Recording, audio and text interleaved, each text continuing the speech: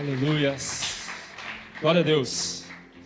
Já deu um abraço nesse irmão aí? Dá um abraço nesse irmão. Fala para ele: a paz do Senhor Jesus, meu irmão. Fala para ele. Gente, obrigado, viu? Muito obrigado. Graças a Deus. Só um ajuste aqui no aviso da Bárbara. Nós teremos esse evento na Brasa. Vai ser numa casa de eventos. Vai ser ainda mais chique, viu? Ainda mais chique. Bom, o pessoal pediu para eu avisar aqui que a gente está com o banheiro masculino interditado. Tivemos um problema técnico lá, nós vamos resolver isso aí. Mas que, o Hugo falou, o Hugo prometeu que no próximo culto ele vai resolver. Uai, você que falou que no próximo culto vai estar liberado, você tem... Graças a Deus. Quem nos visita hoje pela primeira vez? Deixa eu ver você. Fica com a mão levantada. Vou contar de 1 até 3. Olha, algo vai acontecer. Ó. 1. Olha lá, tá vendo? Seja muito bem-vinda. Dá uma salva de palmas ao Senhor Jesus pela vida da nossa irmã querida. Que bênção. Que bênção. Graças a Deus. Bom, vamos para a palavra. Pega a sua Bíblia e abra comigo no livro de Atos, no capítulo 16. Eu quero hoje compartilhar uma história maravilhosa. Atos 16, versículo 12 até o versículo 15. Eu estou usando a ACF, tá bom? Antes de nós começarmos aqui, nós vamos falar hoje sobre uma mulher que muitas vezes na Bíblia ela é subestimada. Eu até imagino que muitos de nós aqui nunca ouvimos falar dessa mulher. Talvez você já tenha ouvido falar, você já tenha lido sobre essa mulher. Mas pensa numa mulher que tem uma relevância muito grande para a história da igreja. É a mulher que nós vamos hoje pincelar a história da vida dela. Alguém se arrisca em dizer quem é a mulher? Lídia, mulher chamada Lídia. Uma mulher completamente discreta, mas nós vamos aprender algo poderoso com essa mulher hoje. Olha o que a Bíblia diz. E dali para Filipos, né? Os discípulos partiram dali, né? Da cidade onde eles estavam, né? Para Filipos, que é a primeira cidade dessa parte da Macedônia, e é uma colônia. E estivemos alguns dias nessa cidade, versículo 13. E no dia de sábado, saímos fora das portas para a beira do rio, onde se costumava fazer oração. E assentando-nos, falamos às mulheres que ali se ajuntaram, versículo 14. E uma certa mulher chamada Lídia, vendedora de púrpura, da cidade de Tiatira, e que servia a Deus, nos ouvia. E o Senhor lhe abriu o coração, fala comigo, fala para o teu irmão aí, fala, presta atenção nisso. Fala, isso é importante. A Bíblia diz, né? O Senhor lhe abriu o coração para que estivesse atenta ao que Paulo dizia. Versículo 15, então, a Bíblia diz, e depois que foi batizada, ela e a sua casa nos rogou, dizendo, se haveis julgado que eu seja fiel ao Senhor, entrai em minha casa e ficai ali, e nos constrangeu a isso. Versículo 12, volta para o versículo 12. Fala amém? Tem uma mulher do seu lado aí, fala assim, Lídia é espetacular. Igual você. Fala isso para uma mulher. Isso. Falou com uma mulher aí? Fala assim, você é uma mulher você é tão distinta como Lídia foi. Hoje à tarde, quando eu estava pensando nesse culto, na verdade, dia de culto, eu fico o dia todo pensando sobre o culto, né? Eu acredito, eu gosto muito mais de receber a palavra do que procurar a palavra, é diferente, mas aí eu te explico isso outra hora. E quando eu estava dando uma olhada na Bíblia, eu estava fazendo hoje, eu não estou lendo Atos, eu estou lendo outro livro da Bíblia, já não leio Atos faz um tempo. Eu estava passando aqui pelo livro de Atos e eu me lembrei da história dessa mulher, que é uma mulher completamente importante para a Bíblia. O processo de conversão de Lídia é um processo que nos ensina muito, nos ensina demais. No versículo 12, a Bíblia diz que Paulo e a sua equipe, eles se deslocam de uma cidade até a cidade de Filipos. A cidade de Filipos é uma cidade que faz parte da Europa.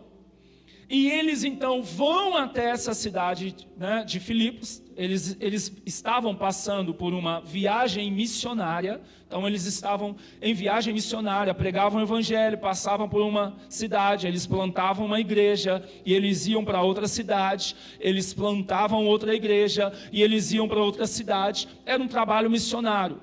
E eles então, agora, nesse momento, eles estão na cidade de Filipos. E a Bíblia diz no versículo 13 que era sábado, né? E quando era sábado, Paulo teve uma ideia. Quem aqui já viajou e deu domingo assim na hora do culto, te deu um vazio que você não sabia o que você fazia? Deixa eu ver você. Você viajou, você está num lugar estranho, aí vai dando domingo assim, vai chegando perto do culto, você fala, mas e o culto? Como é que... Domingo? Domingo para mim, eu tenho que estar na igreja, não é? Não, mas como assim domingo? Então, hoje mais cedo, eu falei isso para pastor, por isso que eu estou pregando isso aqui, inclusive. A gente, já nós vamos fazer uma viagem, e eu estava pesquisando se uma cidade próxima de onde nós estaremos, se tem igreja evangélica, né? Olha a cabeça, olha a minha cabeça, né? Hoje mais cedo eu estava pesquisando, igrejas numa cidade específica, em um outro país. Então, como é um outro país, gente... Você não sabe a dádiva que é para nós termos tantas igrejas no Brasil. Tá? Na Europa não é assim. Em várias partes do mundo não é assim. Quem dera fosse. E eu estava pesquisando já para saber onde é que eu vou passar meus domingos à noite. Da mesma forma que Paulo. A Bíblia diz que Paulo chega com a sua equipe. E Paulo, então, quando chega no sábado, que era dia de sinagoga, a Bíblia diz que Paulo sai e ele vai para a beira do... Por que ele vai para a beira do rio? Te explico. Uma cidade, para ter uma sinagoga, ela precisava de pelo menos 10 judeus. Quando a Bíblia diz que Paulo, ele vai para a beira de um rio, procurando ali pessoas que se ajuntaram, aquilo denunciava que na cidade onde Paulo estava não tinha igreja, não tinha sinagoga. E Paulo, crente como era, ele chama os seus discípulos e fala, vamos descer para a beira do rio. Por quê? Porque era comum naquela época as pessoas se reunirem na beira dos rios para fazer oração. E Paulo então chega com a sua equipe na beira do rio, e aí a Bíblia diz que ele encontra um grupo de... não é possível. Um grupo de... Não lembro, vou ler de novo, né? E no dia de sábado saímos fora das portas para a beira do rio, onde se costumava fazer oração, e assentando-nos falamos... As mulheres que ali estavam. Gente, mulher tende a ser gente de muita oração, é ou não é?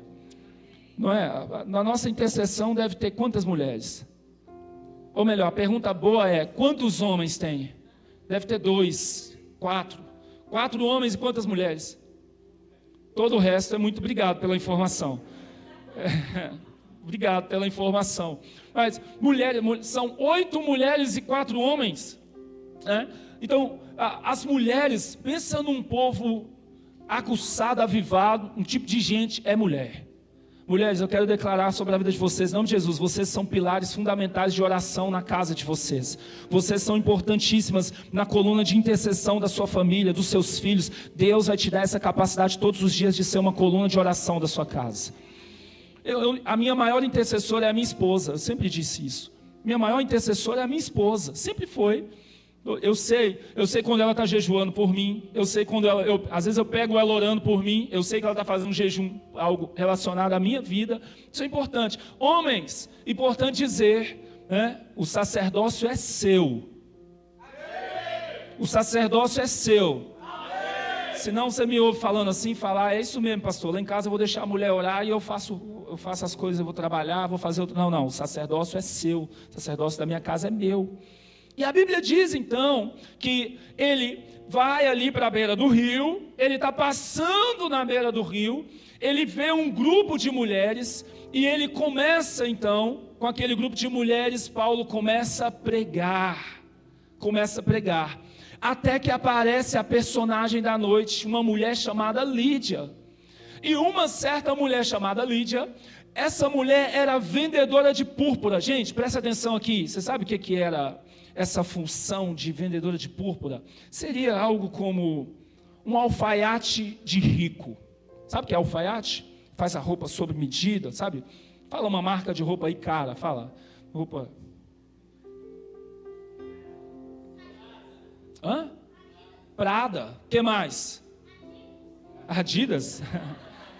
Adidas não é tão caro assim, mas... Gucci, né? Quem veste Gucci, veste... Lacoste. Os funkeiros acabaram com a Lacoste, né? Lacoste era uma marca top até o mundo do funk começar a comprar. Sabia disso? Depois pesquisa sobre isso. O branding da Lacoste quebrou. O pessoal do funk quebrou a Lacoste. Porque era uma marca muito chique, muitos funkeiros utilizaram, foi depreciada. Estou falando sério, faz pesquisa de mercado. Pensa na marca de roupa caríssima. Essa mulher trabalhava com esse tipo de pano. A púrpura era vestimenta de quem tinha muito dinheiro. Então, se ela vendia vestes que eram muito caras, nós entendemos que Lídia era uma pessoa próspera. E essa mulher próspera é interessante, porque olha o que a Bíblia diz. E uma certa mulher chamada Lídia, vendedora de púrpura da cidade de Tiatira, e que o quê? Essa mulher servia a Deus. Ela servia a quem? Mas peraí, como que essa história acaba? Essa história acaba Lídia se batizando. Ela e a sua família se batizam. Como que ela, antes de se batizar, ela servia a Deus? Bom, isso acontecia muito, o evangelho não tinha chegado naquela região. Ela provavelmente já conhecia a palavra por alguns judeus que conheceram, e ela então ficou muito temente a Deus. Deixa eu te falar uma coisa, quem aqui conhece alguém que é temente a Deus, mas não frequenta a igreja? Deixa eu ver você. Tem muita gente boa que não frequenta a igreja, gente, sim ou não? Sim ou não, gente? Tem muita gente boa, gente de caráter, gente joia, gente que é temente a Deus e que não frequenta a igreja, isso é um fato. Mas deixa eu dizer uma coisa, nenhuma bondade humana coloca o homem na eternidade, a não ser o arrependimento, passar pelas águas e confessar Jesus como Senhor e Salvador. Tem gente que diz assim, pastor, eu conheço fulano, o fulano ele é maravilhoso, ele é isso, ele faz o bem, ele ajuda, ele não isso, só tem um porém, o porém é que essa pessoa não serve a Deus. Aí eu digo, puxa, era melhor se ele fosse avacalhado, mau caráter, problemático, difícil, destemperado, um monte de problema e servisse a Deus, porque se ele servisse a Deus, ele estaria vivendo um processo de melhora contínua. Então eu quero dizer para você hoje, você que talvez nos visita hoje, você diz assim, eu sou uma boa pessoa. Eu quero dizer para você, eu não tenho dúvidas que você é uma boa pessoa. Eu não tenho dúvidas que você tem um bom caráter. Eu não tenho dúvidas que você tem boas intenções, mas deixa eu te falar uma coisa, as suas boas intenções, o seu caráter, a sua seriedade, a sua retidão, não anula a necessidade de você se arrepender dos seus pecados, confessar Jesus como seu Senhor, aceitar Ele na sua vida, passar pelas águas para entrar na eternidade. Então esse processo é importante, essa mulher era muito boa. A Bíblia diz, era uma mulher que servia, né? Ela servia a Deus e ela nos ouvia. E o Senhor lhe abriu o coração para que estivesse atento ao que Paulo dizia. Deixa eu te dar uma chave nessa noite. Você não convence ninguém. Grava isso no seu coração, na sua mente. Você não tem poder de abrir coração de gente e enfiar o que você acredita. Eu não tenho poder de fazer isso. Ninguém tem poder de abrir o coração de pessoas e fazer com que essa pessoa creia em algo, que essa pessoa acredite em algo. Só existe uma pessoa que tem esse poder e é o nosso Deus. A Bíblia diz que enquanto Paulo ia pregando, Deus ia fazendo o quê? Abrindo o coração daquela mulher. Quem aí sentiu o dia que Deus abriu o seu coração? Talvez você estava numa situação e alguém falou de Jesus para você. Talvez você foi até mesmo, você estava visitando uma igreja, talvez você estava visitando uma célula, você estava numa revisão de vidas, e alguém foi falando e você foi ouvindo, o seu coração parece que foi quebrantando, e daqui a pouco você duro, você está derretido diante do Senhor. O que é isso? Deus abriu o seu coração. Eu quero te dar essa chave nessa noite, meu irmão. Talvez você tenha vivido um tempo em que você tem orado tanto, você tem esforçado tanto, você tem feito tanta força, você tem tido tantas estratégias falando, eu vou ganhar essa pessoa para Jesus, eu vou ganhar essa pessoa para Jesus, eu vou trazer essa pessoa para a igreja, eu vou trazer essa pessoa para a igreja. Ei, deixa eu te falar uma coisa, você não faz nada. Você não tem poder de fazer isso. Você precisa mudar a sua concepção acerca disso. E qual deve ser o meu posicionamento? Eu prego todos os dias, mas enquanto eu prego, eu falo: Espírito Santo, abre o coração, quebranta e convence ele. Enquanto eu estou pregando, eu estou falando: Espírito Santo, o que faltar de tempero na minha palavra, tempera e entrega para essa pessoa. E o coração vai quebrando, o coração vai quebrando. Daqui a pouco, da hora do culto, ao invés de você ligar para ela, chamando ela para o culto, ela vai ligar para você falando: posso ir na sua igreja hoje? Olha para o seu irmão e fala assim: não assuma a posição do Espírito Santo. Fala para ele assim: por mais influente que você seja, fala para ele assim: ó, você não convence ninguém não, viu?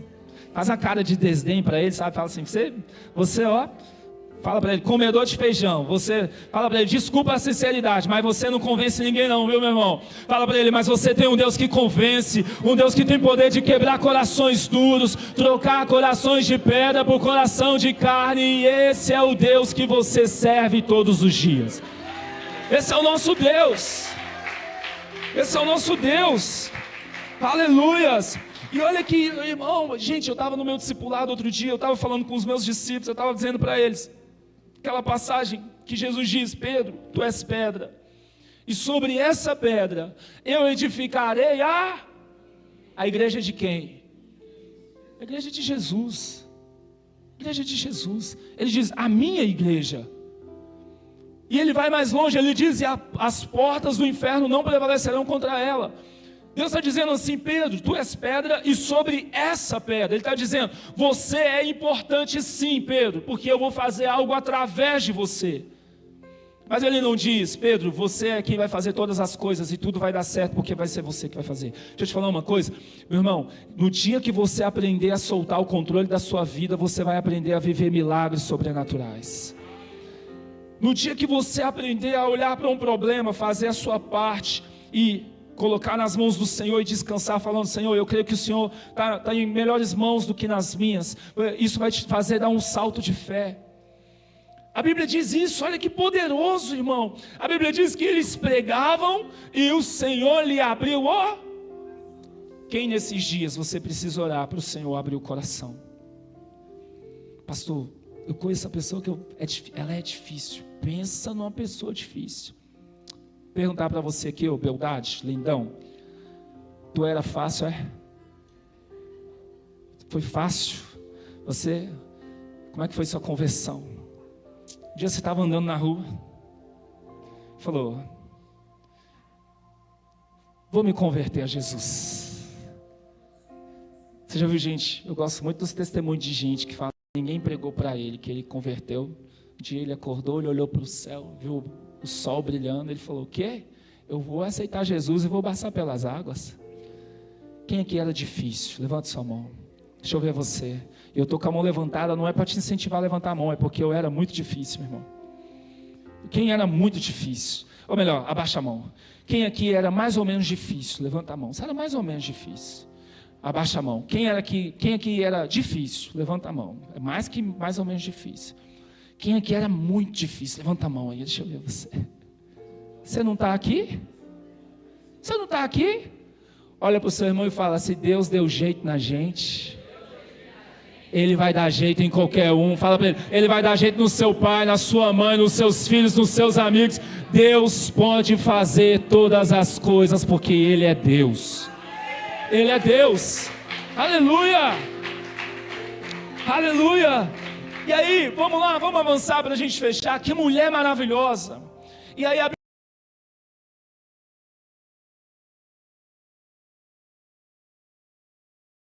foi batizado na mesma noite que conheceu. Qual foi o curso dele? O curso dele foi intensivo. Ele viu um terremoto, aí veio em Paulo e Silas e prega para ele vai para casa, passa pelas águas, batizou. E aí acontece algo, igreja, presta muita atenção. Aqui acontece algo que é extraordinário, que é: assim que Lídia recebe do Evangelho, ela leva o Evangelho para a sua...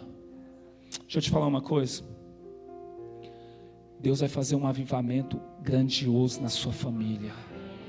O seu sobrenome será conhecido como a família de um povo que ama e teme a Deus. E deixa eu te dar uma notícia: você não tem direito de desistir da fé, porque tudo isso Deus vai fazer através de você. Pastor, mas não pode, eu queria que Deus fosse lá em casa e convertesse 10 pessoas de uma vez. Deus pode, mas normalmente o que acontece é as pessoas começam a olhar para o seu testemunho e falar: nossa, como você está diferente, eu convivo com você, eu estou debaixo do mesmo teto, eu quero o Deus que você tem, eu quero viver isso que você está vivendo. Igreja, nós temos o compromisso com o Senhor de ganhar a nossa família. Essa missão é nossa. A Bíblia diz que Lídia, ela crê e em seguida toda a sua casa é batizada. E aí olha o que a Bíblia diz, eu vou fechar dizendo isso, olha só. A Bíblia diz assim, e nos rogou, ela roga aos discípulos, ela não pede, falando assim, por favor, por acaso. Não. A Bíblia, eu gosto da expressão de rogar. Sabe o que é rogar? Quem já rogou alguma coisa a alguém, tipo com seu pai, por exemplo, sua mãe, por exemplo, por favor, pelo amor de Deus, faz isso. Quem já viveu isso alguma vez? Ela faz isso. Ela roga aos discípulos. O quê? Ela pede aos discípulos o quê? Me dá um dom aí. O que a igreja pode fazer em relação a mim? O que esse cristianismo, o que esse Cristo pode me dar? É isso que ela diz? Não. Olha o que a Bíblia diz. E nos rogou dizendo: se haveis julgado que eu sou fiel ao Senhor, entra em minha casa e fica ali. E nos constrangeu a isso. Olha que coisa extraordinária. Nós começamos falando que Lídia era uma mulher que tinha, nós inferimos que ela tinha dinheiro, porque ela vendia coisas caras, roupas caras, nós inferimos. E sabe o que é interessante? A conversão de Lídia é marcada por o que eu posso oferecer para Deus, e não o que Deus pode oferecer para mim. Tem muito crente que converte falando assim: eu vou lá, vamos ver o que esse Deus pode fazer por mim. Vamos ver, né? Vamos ver o que é que essa igreja tem a me oferecer. Vamos ver o que a igreja pode me dar. Vamos lá, vamos ver. Eu vou, tá bom, vou me converter, o que tem que fazer? Qual é o rito? Vou passar por todo o rito. Mas e depois, o que eu ganho? E deixa eu te falar uma coisa: o Evangelho de Cristo não é sobre o que nós ganhamos após a nossa conversão, mas sim sobre o que nós estamos dispostos a entregar. Essa mulher, ela já se converte falando: eu não sei falar, não sei pregar, não sei nada, conheci esse Deus agora, mas eu já sei, eu tenho uma estrutura física, eu tenho uma casa, eu sou uma pessoa que Deus colocou posses nas minhas mãos. Quer saber? Gente, pelo amor de Deus, apóstolos, fiquem na minha casa, usem do meu recurso, por favor, me deixa ser útil, me deixa ajudar, me deixa contribuir. A Bíblia diz que é melhor dar do que receber. Ela entendeu isso. Meu irmão, deixa eu te falar uma coisa. Deus te deu coisas, dons, talentos. E essas coisas, esses dons, esses talentos têm um endereço certo. É o reino de Deus na terra. Pastor, que é isso? Às vezes a gente vem para a igreja, aí o louvor está aqui, a gente levanta a mão e fala: meus dons e talentos são pra ti. Pera. Meus o quê? Meus o quê? O que são dons? O que é dom? Defina dom. O que é dom? Vamos lá, dom. Uma pessoa tem um dom. Ela faz alguma coisa, sim ou não? Deixa eu dar exemplos aqui. Claro, isso não estou falando do dom bíblico, mas tem gente que cozinha que parece que é um dom que Deus deu para ela, sim ou não? Tem gente que costura, que é um dom que Deus deu para ela, sim ou não? Tem gente que tem músico com ouvido absoluto. Deus deu um dom para ele, ele ouve, ele já bate uma nota ali e ele pronto, ele consegue tocar. Tem gente que tem facilidade com tecnologia, tem gente que tem facilidade com música, tem gente que tem facilidade com criança, tem gente que tem facilidade em falar em público, gente que tem facilidade em fazer teatro, são dons. E a pergunta que eu quero te fazer nessa noite, na verdade são duas. Primeiro, quais são os seus dons? E segundo, o que você está fazendo com eles? O que você tem feito com os seus dons? Pastor, é tão pouco. Nas mãos do Senhor, o Senhor pode usar isso de forma poderosa. Eu estava outro dia ali conversando com o pessoal do audiovisual. A gente estava olhando para a nossa live. E aí alguém me disse assim: pastor, às vezes eu fico em casa, eu fico assistindo a live, eu fico numa felicidade tão grande pelo nível que a gente chegou de live. Nossa, eu sou grato. Às vezes os missionários que a gente nossos discípulos. Nossa, que estrutura maravilhosa. Mas só Deus, eu e o pessoal do audiovisual sabe o tanto que a gente quebrou a cabeça para chegar no nível que a gente está. De instala plugin, desinstala plugin, assiste vídeo, compra curso, faz o curso, não sei o que lá, e aí pesquisa para quê? Para aperfeiçoar um dom para servir a igreja. Querido, eu quero te dar uma palavra nessa noite. Talvez você sabe que você tem dons que são valiosos, e você tem negligenciado, você não tem servido ao Senhor com esses dons. Eu quero te dar uma palavra. Nós estamos vivendo um tempo de alinhamento. Deus está te chamando para um tempo de posicionamento. Deus está te dizendo, você precisa estar posicionado, entregando os dons que eu te confiei. Nós precisamos aprender a entregar no reino de Deus. Essa Lídia, ela é um exemplo para nós, de alguém que se converteu perguntando o que pode dar. E não o contrário. Não o contrário. Ela não é alguém que se converteu falando, e aí, o que eu vou ganhar agora? Eu quero fazer a carteirinha de membro e vamos ver o que vocês podem me oferecer.